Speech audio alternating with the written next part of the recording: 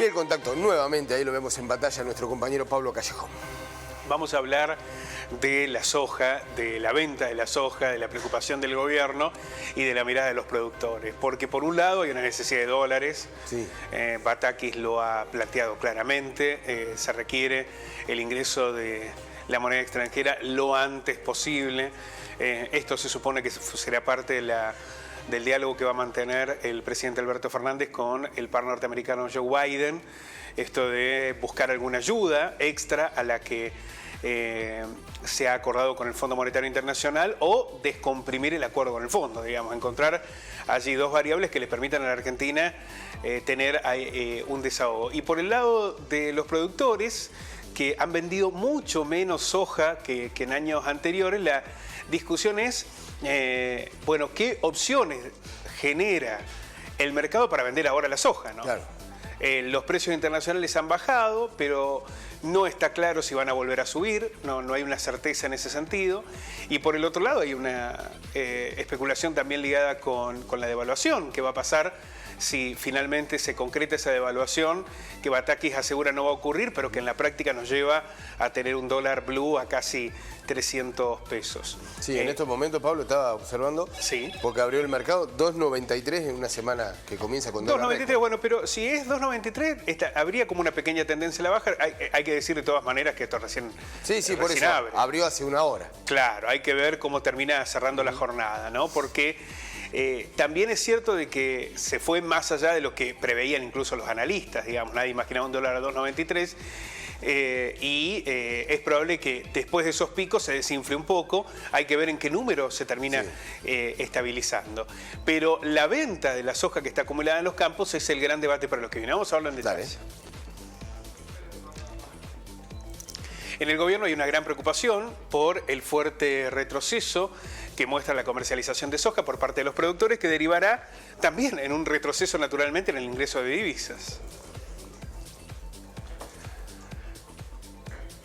El escenario le sumará más presión al Banco Central en su afán de contener los distintos tipos de cambios paralelo y acumular reserva. Hoy es una estrategia muy compleja, muy delicada, porque cualquier opción que pueda generar la emisión de dinero para tratar de captar dólares puede llevar a una mayor inflación. Entonces es un mecanismo muy delicado en el que dicen, bueno, los dólares tienen que venir de las exportaciones. Bueno, allí está el debate, ¿no?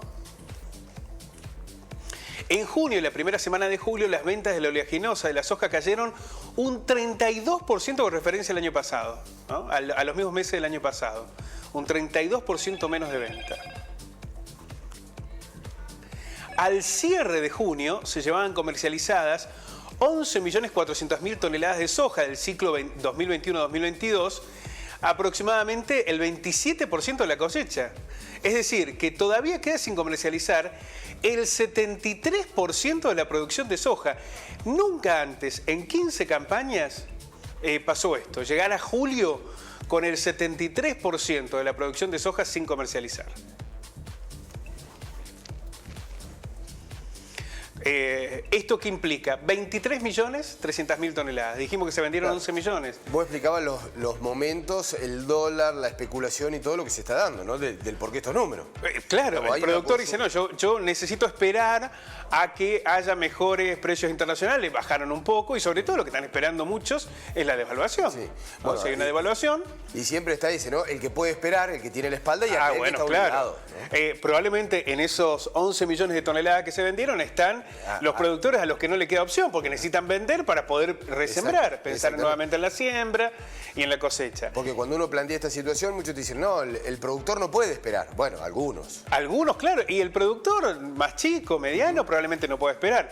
El productor grande, el que alquila, el que maneja estancias, bueno, ve las condiciones de otra manera, ¿no? Y queda el 73% de la soja todavía sin vender.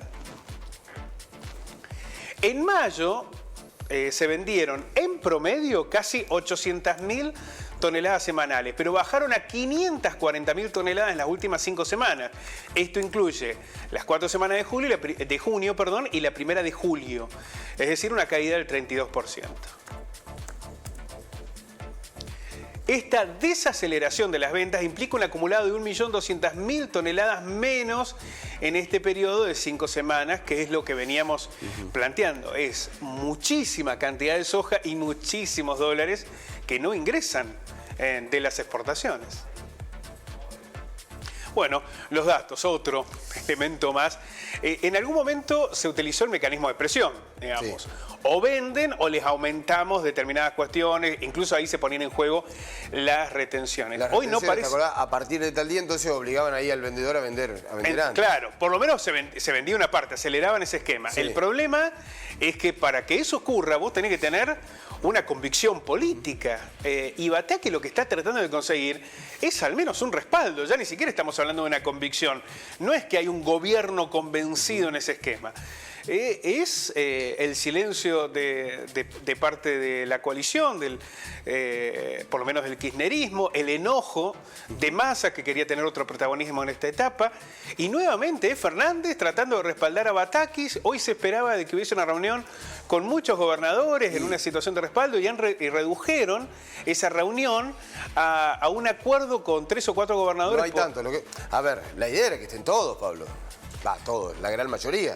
Bueno, no fueron todos. La reunión al final se redujo a 3 o 4 gobernadores a los que terminaron hablando de un acuerdo troncal porque no podían hablar del otro tema. Bueno, es evidente que en ese contexto es difícil imaginar una presión del Estado por sobre los grandes productores o los agroexportadores para que las condiciones cambien. Bueno, veremos porque los dólares siguen faltando. Bueno, más allá de alguna declaración, ¿no? Que Gabriela Cerruti es la portavoz presidencial. Hay que ver si sigue siendo, si no sigue siendo, porque hay un recambio en cuanto al ordenamiento de comunicación interna de la presidencia, pero acusó a los grupos del campo que no liquidan la cosecha para ver si pueden conseguir mejores precios, que era lo que estábamos hablando, ¿no? Evidentemente están en una espera para ver si los precios mejoran o a nivel internacional o con una posible devaluación y presionando aquí en la Argentina. Lo que hacen los productores, lo que se hace en todo el mundo. ¿Qué hacen? Especulan con mejores condiciones. Están especulando, bueno, naturalmente. Ahora, ¿qué condiciones se generan desde la política económica para que esto no suceda? Ya sea porque vos le brindás una alternativa mejor o porque tenés la capacidad de presionar y decir, ustedes tienen que vender. Claro. No pueden tener la soja acumulada. Bueno, ninguno de estos dos aspectos aparecen, ¿no? La incertidumbre política hace que uno no se sepa si va a haber una devaluación o no, y esto es una responsabilidad del propio gobierno, de la fuerza. ¿Quién puede darle respaldo político a Bataki? Bueno, las fuerzas que gobiernan. Es decir, que ahí hay una responsabilidad directa por ese lado. Y por el otro, ¿qué herramientas, cómo se consiguen herramientas para que esto no suceda sistemáticamente cada vez que hay una debilidad del Estado en el fortalecimiento de especulación del mercado? Bueno, allí estamos, ¿no? Un 73% de la soja acumulada y el Estado que no tiene dólares. Gracias, Pablo. A ustedes.